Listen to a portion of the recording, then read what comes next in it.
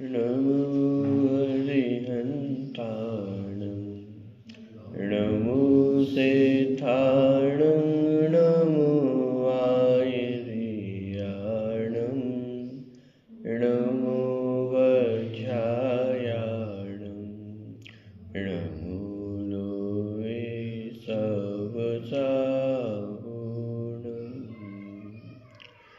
मङ्गलं भगवान् वीरो मङ्गलं गौतमो गणी मङ्गलं कुन्दकुन्दाद्यो जैनधर्मोऽस्तु मङ्गलम्। सर्वमङ्गलमाङ्गल्यं सर्वकल्याणकारकं प्रधानं सर्वधर्माणां जैनं जयतु शासनम्।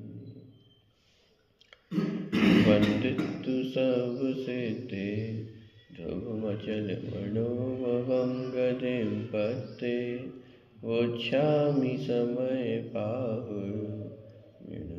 श्रुतिकेवली मणिनम्।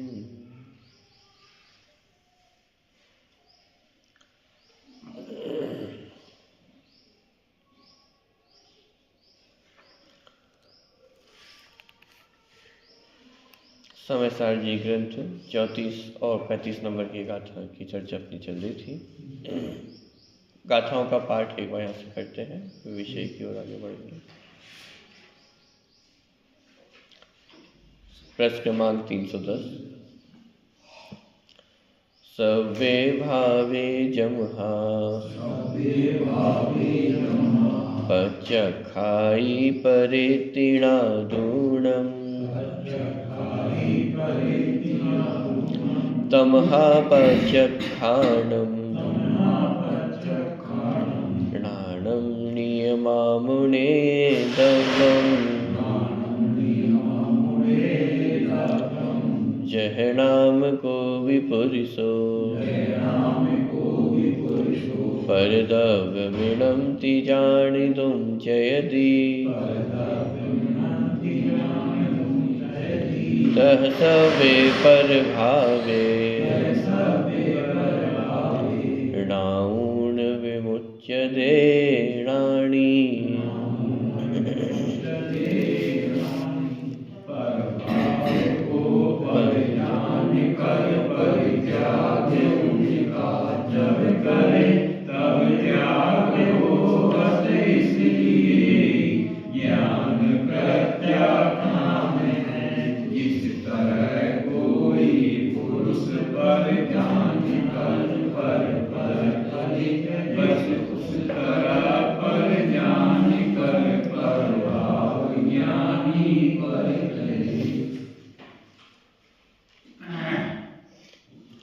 ज्ञान ही प्रत्याख्यान है। इस प्रकार की चर्चा इन दो गाथों के माध्यम से अपन ने देखी थी। अमृतचंद्र आचार्य के जो आत्मिक हाथी टीका का अंश था वो भी अपन पूरा पढ़ चुके थे। साथ ही साथ बनारसी दास जी द्वारा जो छंद लिखा गया है उसकी चर्चा भी कल अपन ने देखी थी। अर्थ पढ़ना उसका शेष रह गया था। एक बार बनारसी दास जी का जो छंद है उसको भी पढ़ते हैं और फिर चर्चा पर आगे बढ़ाते हैं। प्रश्न क्रमांक 313 पे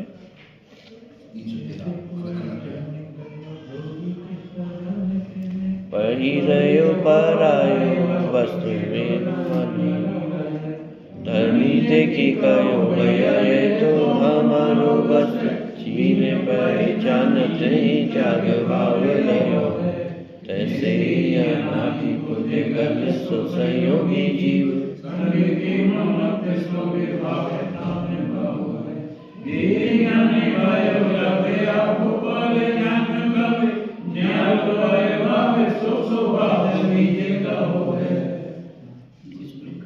जो बात पूरी टीका में उदाहरण देकर स्पष्ट की गई थी वही उदाहरण यहाँ पर बनारसी दास जी ने लिया है और सिद्धांत भी उसी प्रकार से स्पष्ट किया है। अर्थ पढ़ते हैं। जिस प्रकार कोई व्यक्ति धोबी के घर से दूसरे के वस्त्र को ले आया और उसे अपना मानकर पहन लिया, जब उस वस्त्र के मालिक ने कहा कि यह वस्त्र तो मेरा है, उसके यह कहने पर चिन्हों से पहचानते ही उसमें त्याग भाव आ जाता है। छंद में भी एक बात ली थी, चिन्ह पहचानते ही त्याग भाव लयो है, माने चिन्ह को पहचानते ही जिस क्षण चिन्ह के माध्यम से पहचाना कि यह वस्त्र मेरा नहीं, तत्क्षण ही वो त्याग भाव लयो है, मान तत्क्षण ही वह त्याग हो जाता है। अभी वस्तु छोड़ी भी नहीं है, वस्त्र तो अभी पहना हुआ है, लेकिन पहने हुए होने पर भी त्याग भाव वो तत्क्षण ही हो जाता है। उसी प्रकार यह आत्मा अनादिकाल से ही उद्गल के संयोग में है और उसे अपना मानकर विभाव भावों में यह रहा है, किंतु जब भेद ज्ञान हुआ तो अपने और पराई की पहचान हो गई और उसी समय पर भाव से न्यारा हो गया और स्वभाव में आ गया। टीका में भी अपन ने देखा था, त्याग माने क्या, अकेला छोड़ना ही नहीं है, अपने स्वरूप को ग्रहण करना और पर वस्तु के प्रति जो एकत्व ममत्व है वो टूटना, ये दोनों एक ही प्रक्रिया है। बिना अपने स्वरूप को ग्रहण किए पर द्रव्य के प्रति एकत्व ममत्व टूटता नहीं है। तो त्याग बोलते ही हमें छोड़ने वाला पार्ट तो दिखाई देता है, लेकिन क्या ग्रहण किया है ये भी बहुत महत्वपूर्ण है। जबकि बिना ग्रहण किए त्याग संभव ही, क्योंकि किसी वस्तु को छोड़ेंगे तो उसके स्थान पर किसी न किसी वस्तु को तो पकड़ेंगे ही, ग्रहण करेंगे ही। तो ये बहुत महत्वपूर्ण हो जाता है कि एक वस्तु को छोड़कर मैं ग्रहण किसे कर रहा हूँ। तो जहाँ पर द्रव्यों को छोड़ने की बात है तो वहाँ ग्रहण किसको करना है, कि आत्म स्वरूप को ग्रहण करना है। तो वही बात यहाँ पर बनासीदास जी ने भी स्पष्ट की। उक्त संपूर्ण कथन में एक बात पर विशेष बल दिया जा रहा है कि जिस प्रकार यह पता चलते ही कि यह वस्त्र मेरा नहीं है, तत्काल ही त्याग भाव आ जाता है। जानने पहचानने और त्याग भाव आने में समय भेद नहीं है, तीनों एक काल में ही होते हैं। क्या कहा? सामान्यतः ये कहा जाता है कि पहले जानने के बाद त्याग होता है, लेकिन यहाँ कहा जा रहा है कि जानना, पहचानना और त्याग भाव ये तीनों चीजें एक साथ ही संपन्न होती, इनमें कोई भी समय भेद नहीं है। क्योंकि जानते ही जो अनासक्ति का भाव अंदर में जागृत होता है वही त्याग भाव है। बाहर में छोड़ना तो अपनी योग्यता के अनुसार ही होगा, लेकिन वो जो अनासक्ति का भाव आ गया है वही वास्तव में त्याग भाव है। अंदर में जो मान्यता में स्पष्ट हो गया है कि यह वस्तु मेरी नहीं है, बस यही त्याग भाव है। इसी प्रकार पर पदार्थों और उनके भावों को जब पर रूप जानते हैं तो उसी समय उनसे अपनापन टूट जाता है और उनके त्याग का भाव आ जाता है। यह बात अलग है कि तत्काल उस वस्त्र को वह व्यक्ति छोड़ ना पावे, क्योंकि जब तक दूसरे वस्त्र की व्यवस्था ना हो जावे तब तक लाज की सुरक्षा के लिए कदाचित उसे ओढ़े रहना पड़े, तो भी उसमें से अपनापन टूट जाता है, त्याग भाव आ जाता है। उसी प्रकार रागादि भावों को पर जान लेने पर भी कुछ काल तक रागादि भावों का संयोग देखा जा सकता है, पर उनसे अपनापन पूरी तरह टूट जाता है। जब अपनापन छूट गया तो एक दिन वे भी अवश्य छूट जावेंगे। कब तक रहेगा राग भाव?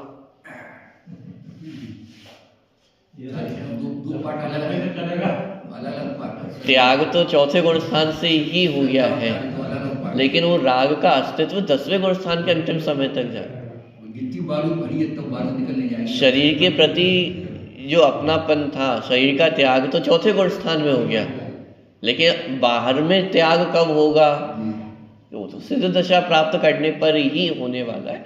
तो माने चीजें तो जैसी योग्यता होगी उस अपनी योग्यता के अनुसार ही छूटेंगी, लेकिन त्याग उसका तत्क्षण ही होता है। जहाँ अनासक्ति का भाव आया, जहाँ ये अपन ने जाना कि यह वस्तु मेरी नहीं है, उस क्षण ही तत्काल ही वो त्याग भाव हो जाता है।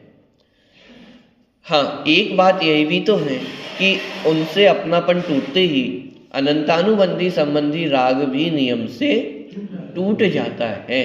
राग भी 4 प्रकार का है, अनंतानुबंधी, अप्रत्याख्यानवरण, प्रत्याख्यानवरण और संजुलन।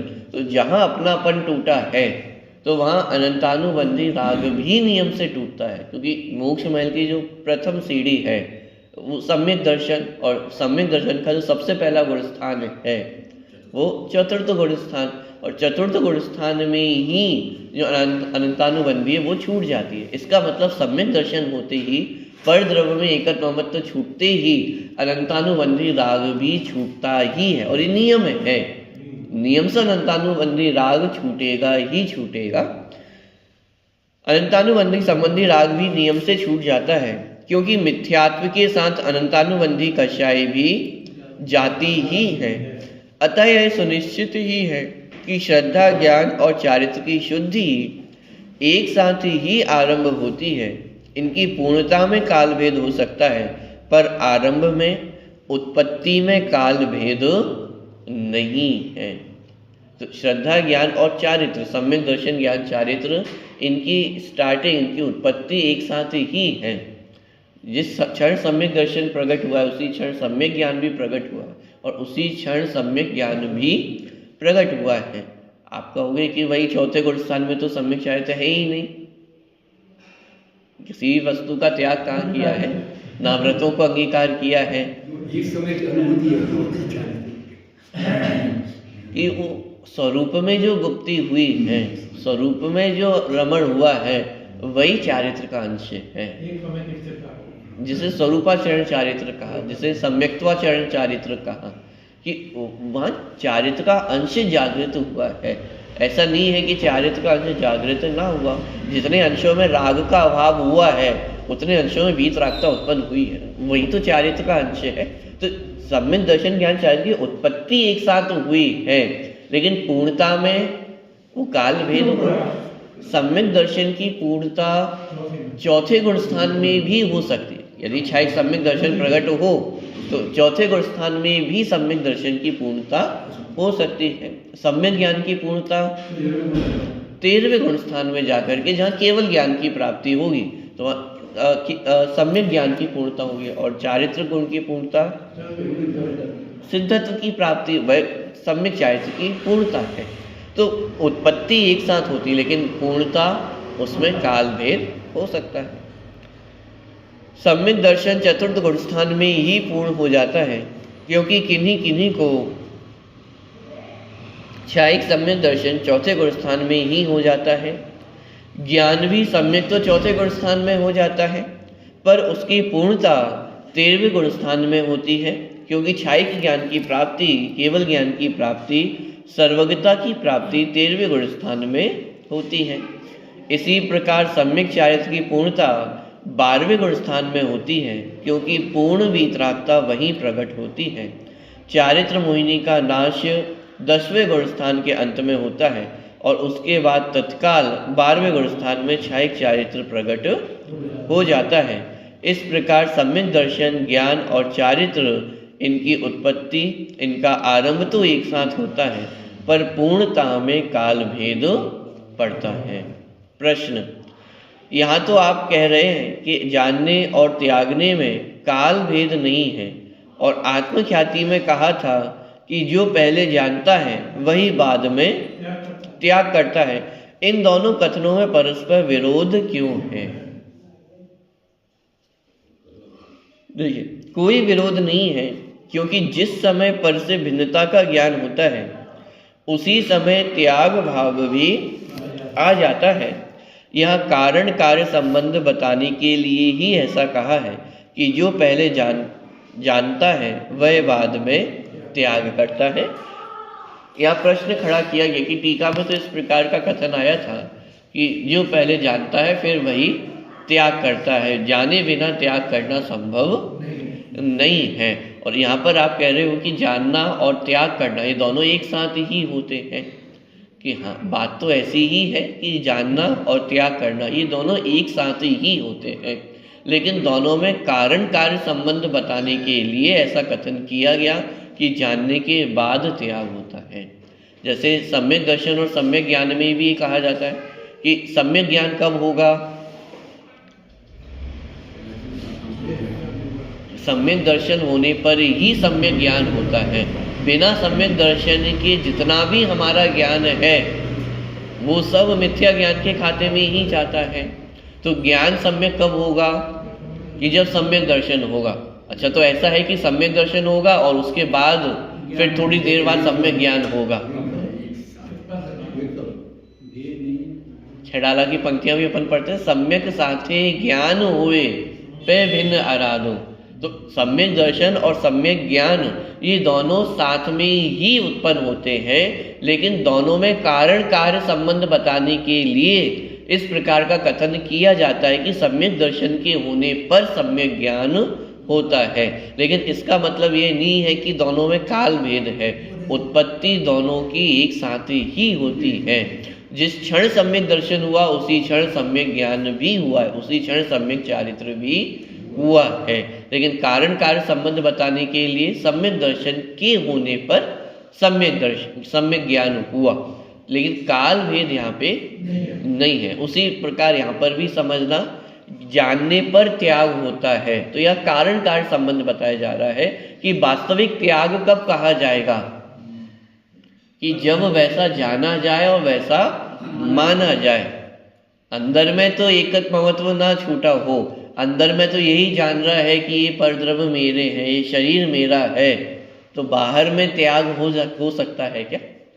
बाहर में वस्तु कदाचित छोड़ी जा सकती है, लेकिन त्याग हो सकता है क्या? कि वह वास्तविक त्याग नहीं। वास्तविक त्याग कब होगा कि वो जानने पर ही होता है, ज्ञान पूर्वक ही त्याग होता है।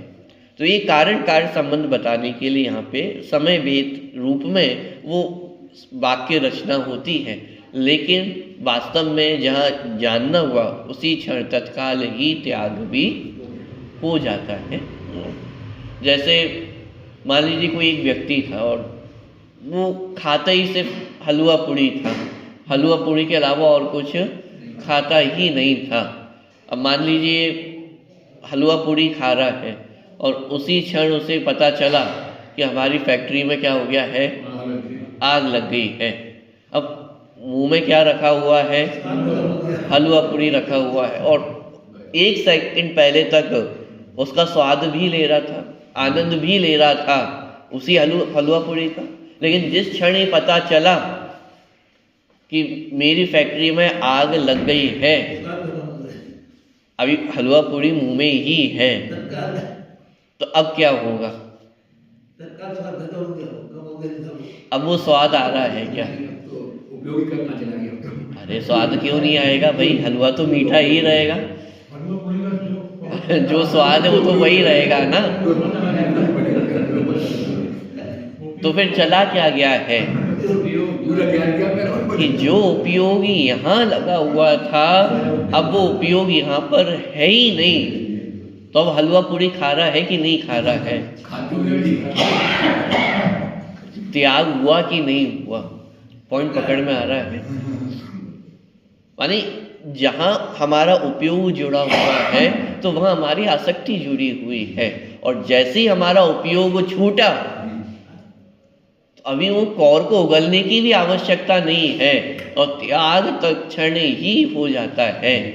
और जहाँ त्याग हुआ, जहाँ नासक्ति का भाव जागृत हुआ, अब यदि कहा जाए कि नहीं थोड़ा सा और ले लो और खा लो, आपकी फेवरेट बनी हुई है ये हलवा पूरी, तो आप माने कभी भी हो आप खाने को तैयार हो जाते हो, थोड़ा सा और ले लो, बोलो क्यों नहीं ले सकते हो? ठीक, अब त्याग हो गया, अब उपयोग यहाँ पे नहीं जोड़ा है, अब ज्ञान कहीं और जुड़ गया है। कि इसी प्रकार जब ज्ञानियों का उपयोग आत्म स्वरूप से जुड़ जाता है तो पर द्रव्य का त्याग हुए बिना रहता नहीं है, वो निश्चित रूप से त्याग वहाँ पर होगा ही होगा।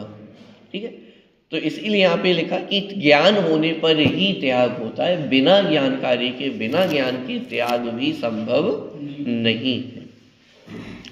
इसी प्रकार का प्रश्न उठाकर स्वामी जी उसका समाधान इस प्रकार करते हैं। प्रश्न, जो पहले जानता है वही बाद में त्याग करता है, दूसरा कोई त्यागने वाला नहीं है, इसका क्या अर्थ है? उत्तर, ज्ञान स्वभाव में विभाव या विकल्प व्यापने योग्य नहीं है। ऐसा जानने वाला ज्ञाता पुरुष विभाव रूप नहीं परिणमता, तब उसे ही राग को त्यागने वाला कहा जाता है।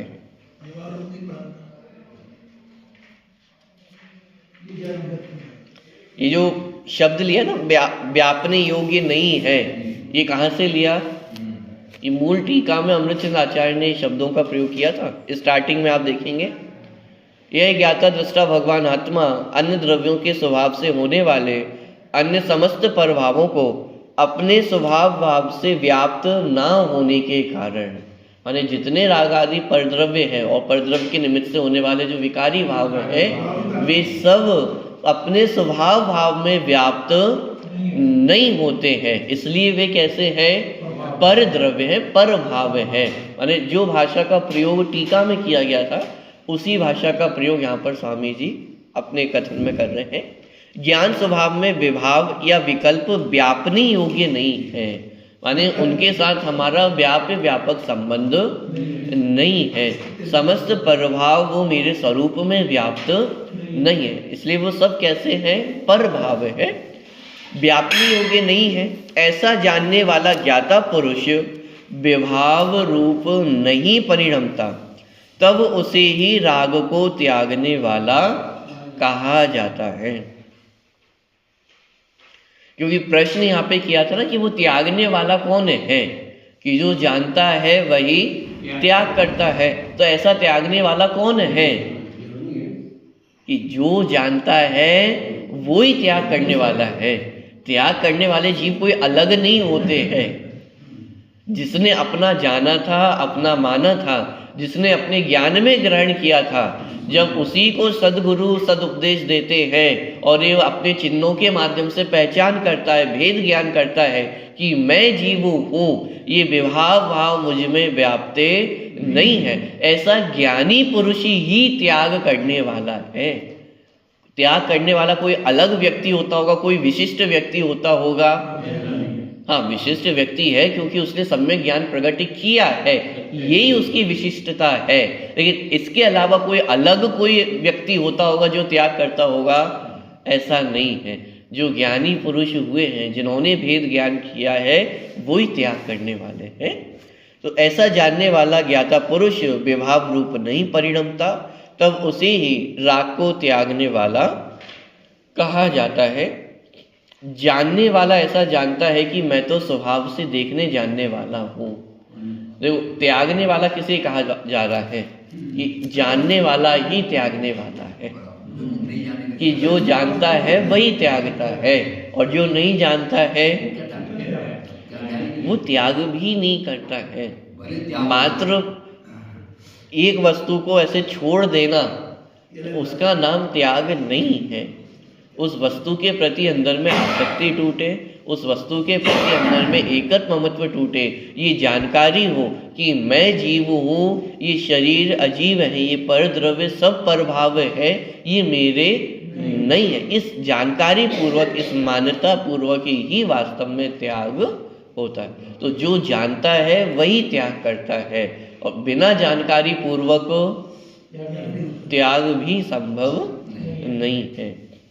पुण्य पाप के भाव मेरे स्वभाव नहीं होने से पर भाव है, अतः उन्हें जानकर उनका त्याग करता है, अर्थात वहां से हटकर स्वरूप में ठहरता है। त्याग करता है माने क्या? क्या करता है त्याग करने के लिए? कि वहां, अर्थात वहां से हटकर स्वरूप में ठहरता है। इसी कारण जो पहले जानता है वह पीछे त्याग करता है, ऐसा कहा है। त्याग करने के लिए करना क्या है? स्वरूप में स्थिर होना है। जहां स्वरूप में स्थिर हुए वहां समस्त परद्रव्यों का त्याग हो गया। और यदि स्वरूप में स्थिर नहीं हुए तो मात्र उपयोग पलटा है। एक उपयोग को अपन ने एक जगह से हटा करके दूसरी जगह पे लगा दिया। सब मोबाइल को छोड़ना है, साहब मोबाइल के चक्कर में बहुत समय बर्बाद होता है, तो आज से क्या करूँगा, मोबाइल का त्याग कर दूंगा। अब मोबाइल का त्याग करते ही उपयोग कहाँ पे गया, अखबार में लगा दिया, टीवी में लगा दिया, तो त्याग हुआ क्या? पॉइंट पकड़ में आ रहा है। और त्याग नहीं हुआ माने जो त्याग का उद्देश्य था वो पूर्ण हुआ क्या? मोबाइल का त्याग करने का उद्देश्य क्या था कि मेरी समय की बचत हो, जो समय वहां बर्बाद हो रहा था वो मेरा समय बचे तो मैं उसका कोई सदुपयोग कर पाऊं। लेकिन अब वो समय कहाँ पे जा रहा है, मोबाइल छोड़ा तो टीवी में लगा दिया, टीवी छोड़ी तो अखबार में लगा दिया, अखबार छोड़ा व्यापार में लगा दिया, माने उपयोग तो बाहर ही भटकता रहा। तो अब इसे हम त्याग कहें तो कहें कैसे? पॉइंट पकड़ में आ रहा है। जो त्याग का उद्देश्य था समय की बचत और अपने लिए वो समय का उपयोग करना, वो उद्देश्य तो पूरा हुआ ही नहीं है। इसी तरह बिना जाने ये जीव मैं छोड़ दूंगा, क्या छोड़ दूंगा कि अरे भाई पहले ये तो समझ के ग्रहण किया था क्या? अभी तक ग्रहण करने का कर्तृत्व लेकर के घूम रहा था, अब छोड़ने का कर्तृत्व लेके घूम रहा है। वो कर्तृत्व का त्याग कहाँ हुआ? त्याग तो कर्तृत्व का करना था, अभी ग्रहण करने में कर्तृत्व का अहंकार था, अब छोड़ने के नाम पे कर्तृत्व का अहंकार है। कर्तृत्व तो दोनों परिस्थिति में बना हुआ है, त्याग कहाँ हुआ? कि त्याग के लिए जानना आवश्यक है। ये जानना आवश्यक है कि मैं करने वाला हूं ही नहीं, मैं जानने वाला हूं। मेरा स्वभाव ज्ञाता दृष्टा है, करना धरना ये मेरा स्वभाव नहीं है। इस जानकारी पूर्वक ही त्याग संभव है। इसलिए तो कहा ज्ञान ही प्रत्याख्यान है। देखिए आत्मख्याति में जहाँ यह लिखा है कि जो पहले जानता है वही बाद में त्याग करता है, वहीं अंत में निष्कर्ष के रूप में यही भी लिखा है कि ज्ञान ही प्रत्याख्यान है। जब ज्ञान ही प्रत्याख्यान है तो फिर ज्ञान और प्रत्याख्यान में जानने और त्याग में काल भेद कैसे हो सकता है? माने अब उसी टीका के अंश को भी स्पष्ट किया जा रहा है कि प्रारंभ में जहाँ जानने के बाद त्याग का, उसी टीका में निष्कर्ष के रूप में यह लिखा ज्ञान ही प्रत्याख्यान, माने प्रत्याख्यान कुछ और है ही नहीं, जो कुछ है वो सब ज्ञान ही है, ज्ञान के अलावा और कुछ भी नहीं है। से समय सार जी की गाथाओं को भी इतने अधिकारों में जो विभक्त किया, तो यहाँ पे बाकी सबको नाटक का रूप दिया है। तो एक एक अधिकार के प्रारंभ में ही कहेंगे कि जीव अब आश्रम का वेश धारण करके आता है, अब कर्ता कर्म का वेश धारण करके आता है, पुण्य पाप का वेश धारण करके आता है। लेकिन सर्व विशुद्ध ज्ञान अधिकार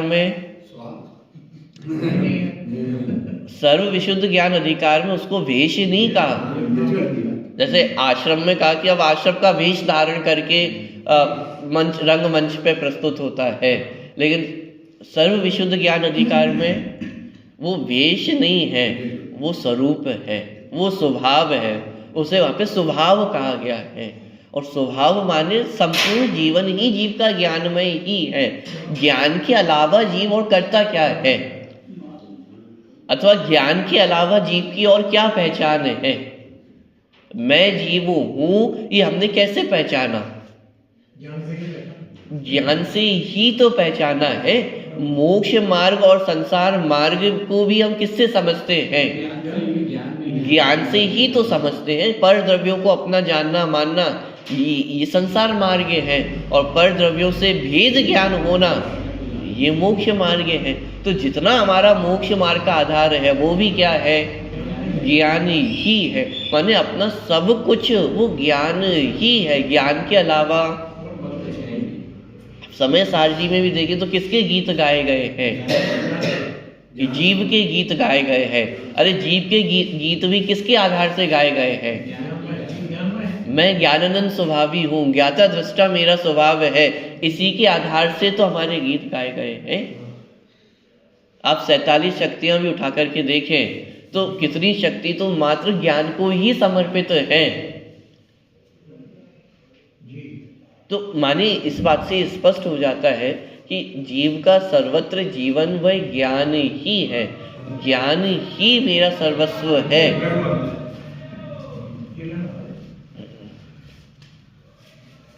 तो ग्रहण भी ज्ञान में और छोड़ना भी ज्ञान में ही है। अरे ज्ञान ही प्रत्याख्यान है, इसके अलावा और कुछ भी नहीं है। आत्मख्याति की यह बात भी ध्यान देने योग्य है कि पर भाव के त्याग के कर्तृत्व के नाम पर, कर्तृत्व के नाम होने पर भी परमार्थ से परभाव के त्याग के कर्तृत्व का नाम भी नहीं है।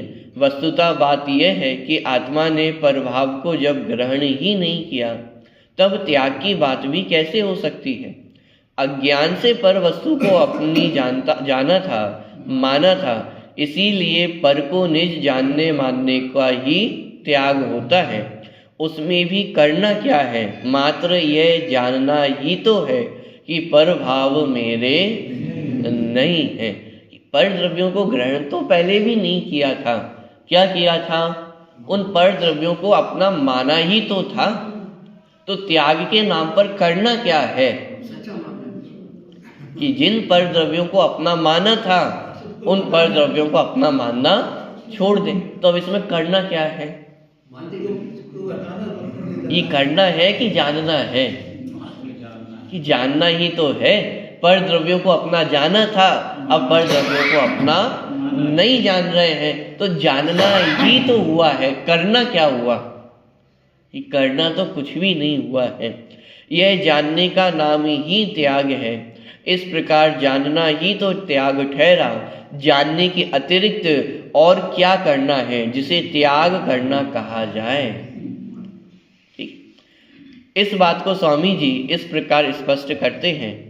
यहाँ कहते हैं कि सम्यक दृष्टि के जो अस्थिरता का राग रूप परिणमन है, उस राग रूप होकर रहने का मेरा स्वरूप नहीं है, ऐसा जानकर अंदर स्वरूप में स्थिर हुआ, तब स्वरूप स्थिरता के काल में राग की उत्पत्ति ही नहीं हुई।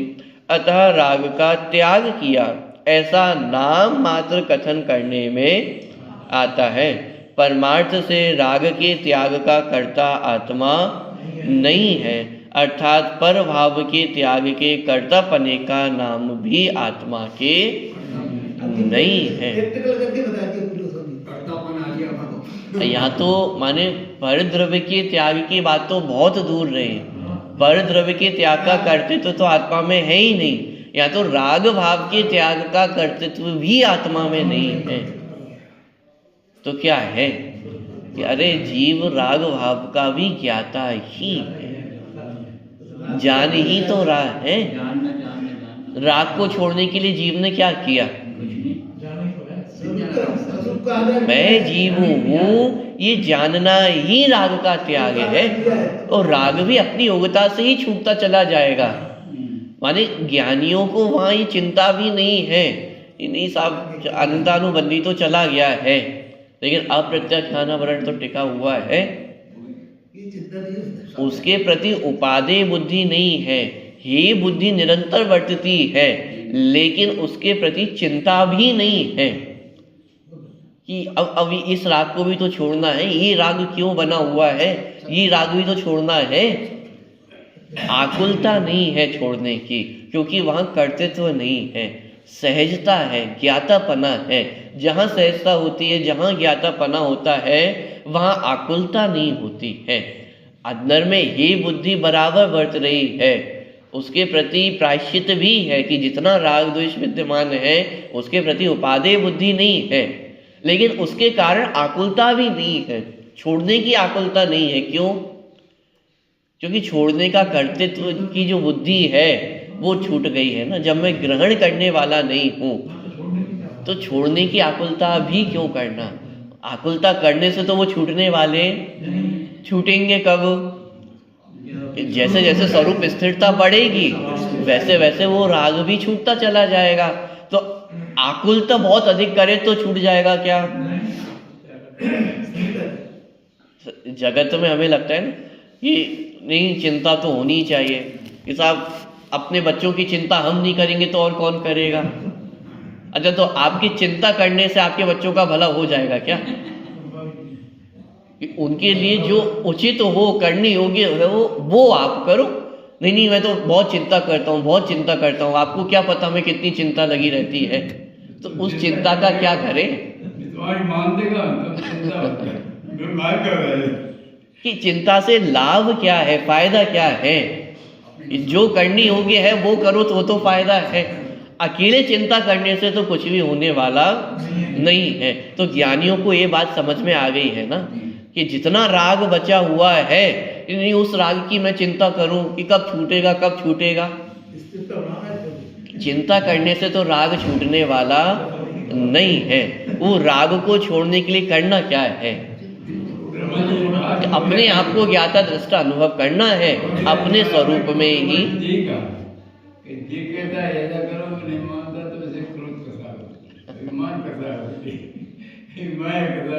तो समस्त कषायों को जीतने का उपाय क्या?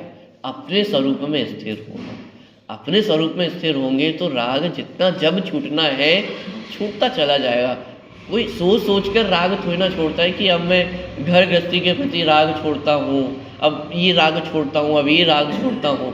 अरे जिस क्षण आत्म स्वरूप में स्थिर होते हैं उस क्षण वो राग भी छूटता चला जाता है और अपनी योग्यता के हिसाब से ही छूटता है। कोई जबरदस्ती छोड़ दे ये भी संभव नहीं है। पॉइंट पकड़ में आ रहा है? देखिए,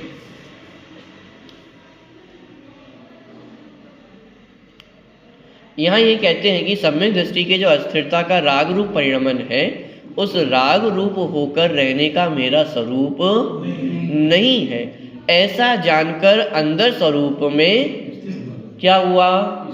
चिंता की कि अब ये राग बचा हुआ है। यहाँ तो ये जान लिया ना कि ये राग मेरा स्वरूप नहीं है। ऐसा जानकर क्या किया? अपने स्वरूप में स्थिर हुआ। तब स्वरूप स्थिरता के काल में राग की उत्पत्ति ही नहीं हुई। अब चिंता करते रहते तो, सोचते रहते, विकल्प करता रहता तो राग भी निरंतर उत्पन्न होता रहता। जहां स्वरूप में स्थिरता हुई वहां राग की उत्पत्ति भी बंद हो गई। अतः राग का त्याग किया ऐसा नाम मात्र कथन करने में आता है। क्या? राग का त्याग किया ये भी कथन मात्र है, व्यवहार नहीं का कथन है। कौन से व्यवहार नहीं का? उपचरित सद्भुत व्यवहार नहीं, जहाँ राग का कर्ता धर्ता आत्मा को कहा जाता है। तो उपचरित सद्भुत व्यवहार नहीं का एक कथन है कि राग का त्याग किया। परमार्थ से राग के त्याग का कर्ता आत्मा नहीं है। क्यों? परमार्थ से तो आत्मा उस क्षण भी राग को जानता ही है। त्याग के कर्ता पने का नाम भी आत्मा के नहीं है। पर द्रव्य के पर द्रव्य से जाना तो परभाव का ग्रहण नहीं हुआ, वही उसका त्याग है। राग की और उपयोग के जुड़ान से जो अस्थिरता थी, उस ज्ञानोपयोग के ज्ञान स्वभावी भगवान आत्मा में स्थिर होने पर अस्थिरता उत्पन्न ही नहीं हुई। बस इसे ही प्रत्याख्यान कहते हैं। इसलिए स्थिर हुआ ज्ञान ही प्रत्याख्यान है। ज्ञान के सिवाय दूसरा कोई भाव प्रत्याख्यान नहीं है। ज्ञायक चैतन्य पूर्ण में ज्ञान का स्थिर हो जाना ही प्रत्याख्यान है। ये परिभाषा है त्याग की। क्या? कि जिस परिभाषा में छोड़ने का नाम तक नहीं लेना पड़े। क्या कहा? कि वो स्वरूप ग्रहण का नाम ही प्रत्याख्यान है। इस प्रकार अपन ने आज चर्चा देखी है और विशेष चर्चा अपन करेंगे।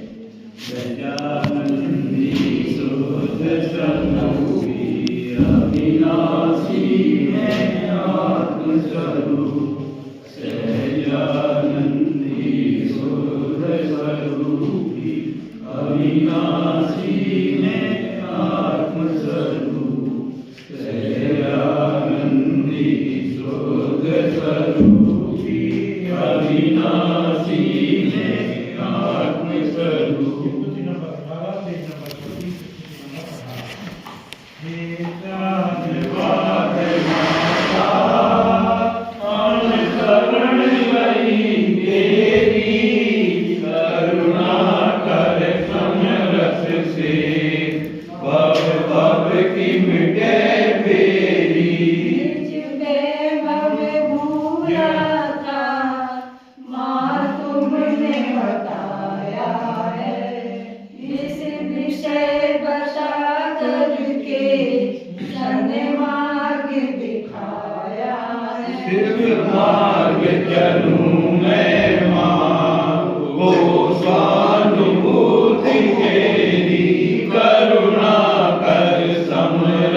से भव भव की मिटे फेरी। नित्यात्र कषाय मई भय मोह मिटाने को, सठ द्रव्य धर्म सत्य को नए पक्ष बताने को। आप ही दर्पण हो पुरुषार्थ निधि मेरी, करुणा कर समरस से भव भव की मिटे फेरी। चौपति से तिराने को चारों नियोग मही, रत्नात्रय नौकाओं और द्वादशांग जिन जी।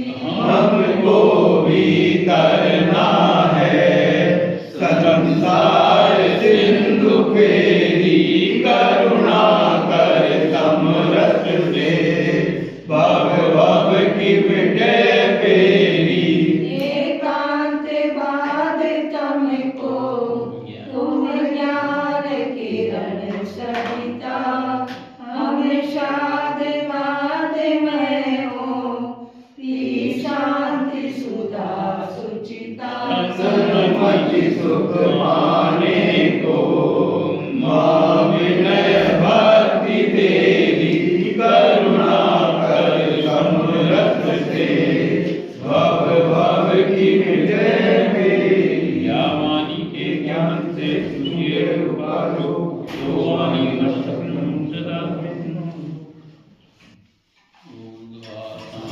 वाणी माता की जय, पिता की जय।